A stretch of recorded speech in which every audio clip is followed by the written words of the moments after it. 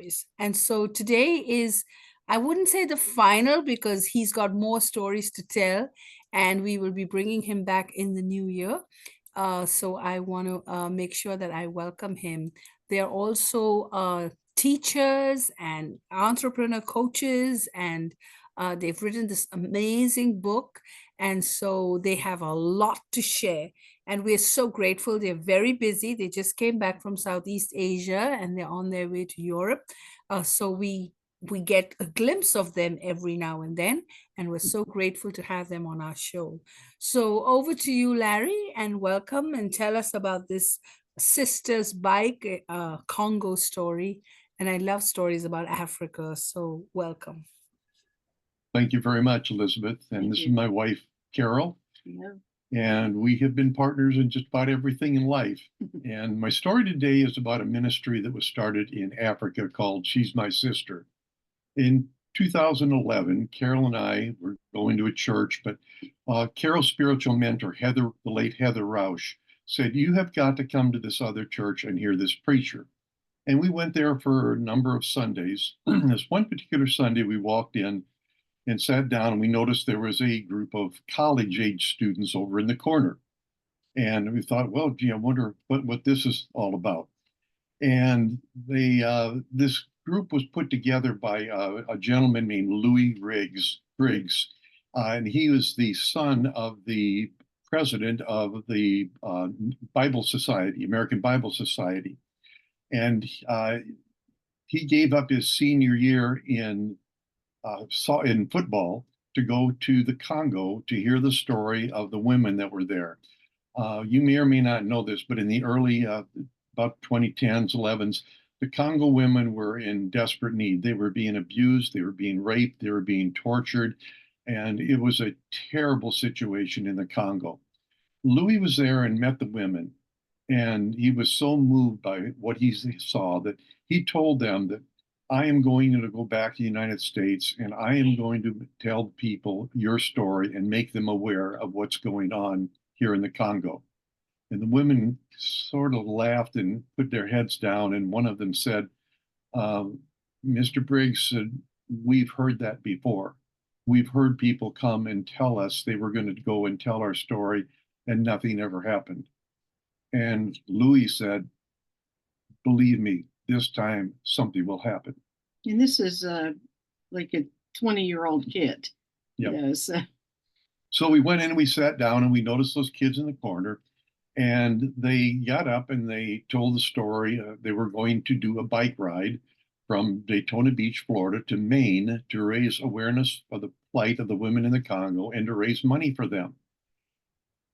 And for the next almost hour, we heard them get up and tell a powerful story, but the presentations were absolutely terrible. A lot of ands and ums and so's, and it was almost a torture to listen to.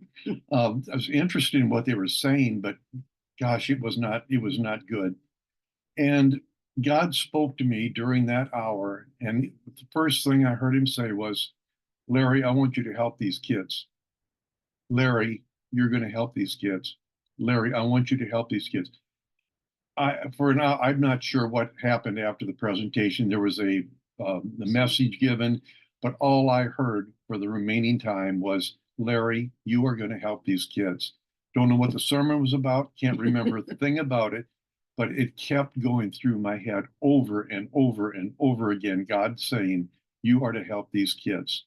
So at the end of the service, went to the back of the room, and there was a man there that we knew for the American Bible Society, and he had been a fundraiser for them. And I went up to him and I said, Tom, I said, that was a great message, but these kids need help with the presentation skills. I said, it really left a lot to be desired. I said, I would be happy to train them if you think that's needed.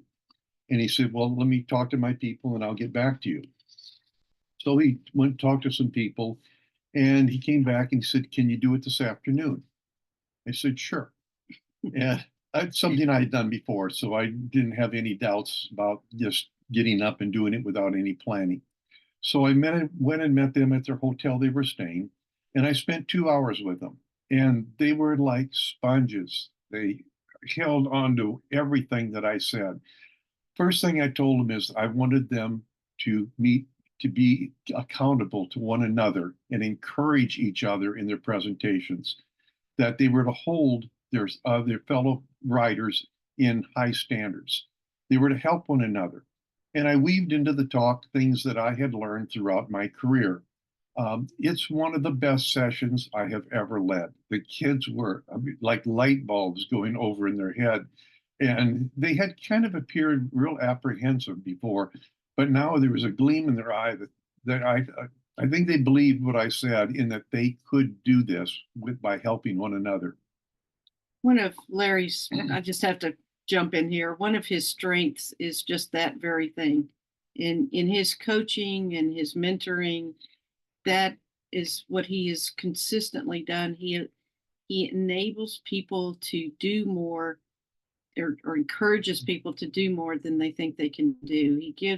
It just instills this confidence that you can do this.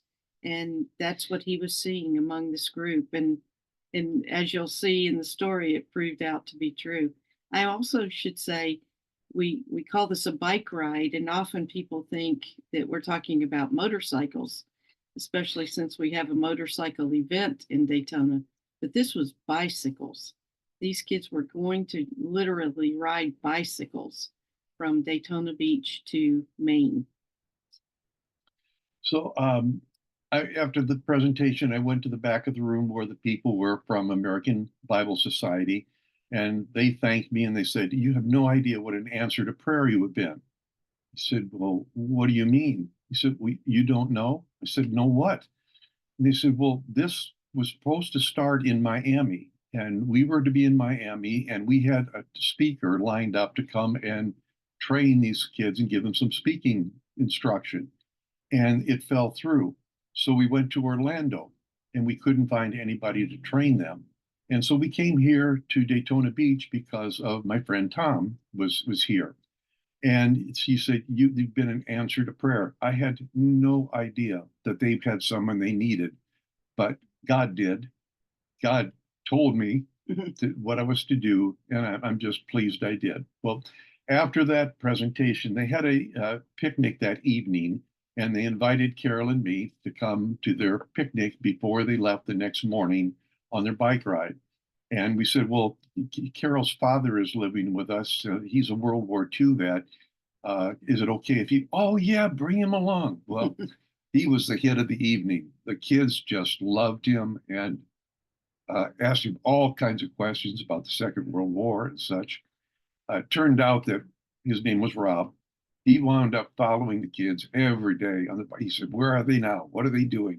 It was It really was an amazing thing. it was so heartwarming because the person in the chase vehicle became real close to my dad, and he would communicate with my dad each day as well as to what the bikers were doing and where they were. And my dad was really big on maps, and so we'd follow him on the map, and it was just a great experience for him to be part of it as well. So the next morning they were to leave, and I went and got a bunch of Krispy Kreme donuts and went up with them to give them to start off. Prayed with them. We wound up having a picture in the local newspaper of me praying with the bikers, and they went off. And we followed them online throughout their trip from Daytona Beach all the way up to Maine. They were staying in different homes along the way, and in individual people's homes, and they were then talking to churches, telling them about it, trying to raise awareness and raise funds. The kids said they didn't lose any weight in that bicycle ride because they were fed so well in the many homes they stayed. So we're following on the way. They went to New York City, and I mean, you probably know that they used to do the Today Show. They had a rope line outside the what is it, the The, studio, the Today Show. the Day Show studio. They had a rope line, and they were out there going to interview the king.